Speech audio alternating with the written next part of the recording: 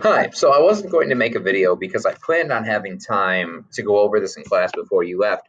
For those of you that weren't in class Tuesday, my lecture went a little bit long going through the PowerPoints after getting everybody used to the soccer tip. So we didn't have time to go over the last couple of slides from Tuesday and also to go over these sheets. So if you weren't in school on Tuesday, or you were, chances are we didn't get a chance to go over these sonnets. So I want to kind of give you feedback and the correct answers to make sure that you analyze this correctly as you're going through. So, as we know, Petrarch was kind of known as the father of humanism. Remember, humanism means being well rounded in all of those different subjects. It was a major change from what was going on during the Middle Ages, because during the Middle Ages, you were really only educated in your job and God, the Bible, the study of religion. And as you should know from my last lecture, that's going to be a major change in the Renaissance when people are going to start focusing more on being well rounded in the humanities, language, art, philosophy, history, and a lot of other subjects as well. So we're going to look at here Petrarch's sonnets. Sonnets are just another fancy word for poem. So Petrarch is going to author a lot of different things after studying these classical Greece and Roman texts, but some of his most famous works are the sonnets. So I want to scroll down and go over these questions. What is the main theme of his sonnet? Explain and give two examples to support your claim.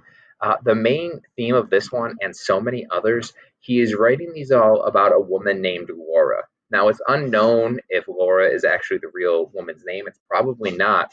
But basically, so many of Petrarch's sonnets are going to be about this woman that he is in love with that he doesn't even know.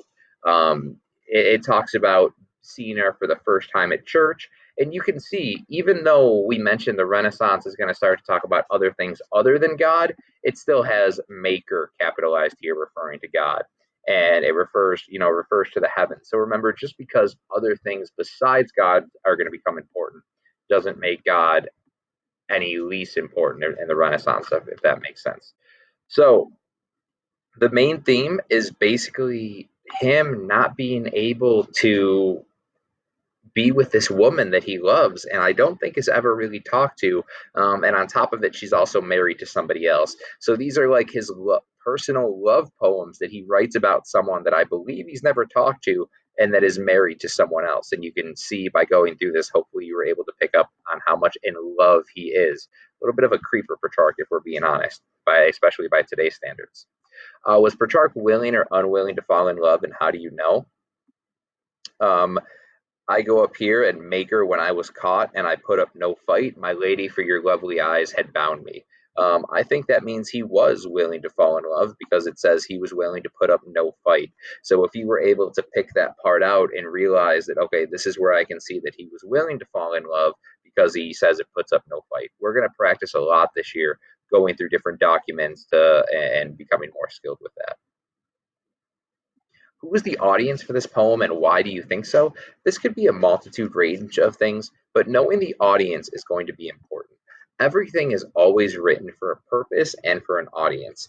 I'm going to say, in my own personal opinion, the audience for this is someone that is deeply in love with someone that they can't have, the same way Petrarch is. I think he wants to let other people know that he is feeling the same way they do, and kind of have that connection between them. Maybe you could argue and say it's for Laura, but I don't really think so. I don't think, because from her to you comes loving. It's talking about like her and not you, and that sort of thing. So I don't think it was to Laura. I don't. He never, sent these to her or anything of that nature. So you could say the audience was either for him, because they were personal messages. But I think the argument you could make with that is it's public information. We have all this now. So I really think that he was trying to speak to other people like him that had this intense love for someone that they could not have. A real human emotion. And remember, during the Middle Ages, things like this wouldn't have been talked about. It would have been sinful to put focus on the individual instead of God. Analyze the text above and respond to the following question. Was Petrarch successful in obtaining this woman? I'm going to say no, and I realize this is a little bit difficult to read, but in the first line it says, if no love is, oh God, what feel I so? Basically, if this isn't love, what is it that I'm feeling? Because she didn't love him back. I don't even think she knew him. So, like I said, Petrarch, a bit of a creeper. when every torment, if you're in love, it shouldn't be a torment. So I don't think he was successful in obtaining these women. And, if we look at history, we know he's not, but hopefully we're able to see that by just looking at that quote. So poor Petrarch, but that's okay. Maybe don't write about women you don't know and these personal love poems, and you wouldn't be so heartbroken. Next, you heard me talk about Machiavelli's The Prince. So The Prince was basically a guide to rulers on how Machiavelli thinks that they should act. Italy was really war torn, everybody fighting over trade, a lot of destruction, and Machiavelli lived in Italy from this time. So, from his perspective, they needed a strong ruler to take over and stop these constant wars and fighting from going on and really have a strong grip on it. If you didn't really read through these quotes, kind of in depth, I would, because these 4 or 5 quotes really sum up The Prince, which I have a copy of.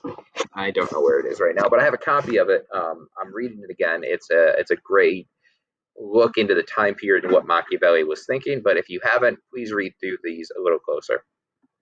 So, according to Machiavelli, what was the role of a leader? Basically, the role of a leader to him wasn't to act as this good Christian moral leader as someone in the Middle Ages would have, but to do whatever it takes to keep the country together and to keep his power, by any means necessary. The ends justifies the means. These are some of his quotes that really put home what he thinks a leader should be. What are the potential positive and negative impacts that would be created by a ruler embracing these ideas? Well, positive.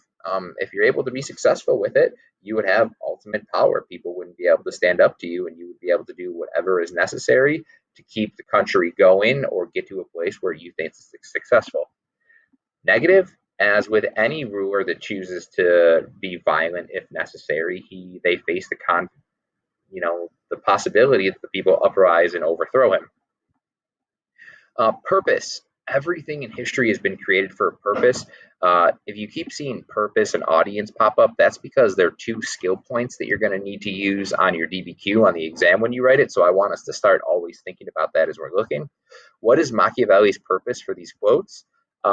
The book was actually dedicated to the Medici family, and his purpose for it was to show a leader that they don't need to be a good Christian moral leader in order to be successful. As a matter of fact, they should do whatever it takes in order to be a successful leader.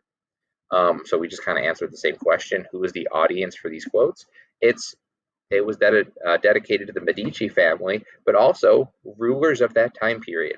It's important because that's who he was trying to get that message across to. I hope these videos were helpful, understanding, the sheets and comparing your answers. I'm going to look over your answers as well, but this is, more in-depth feedback than I'd be able to give by typing comments. If you have any questions, please reach out and let me know.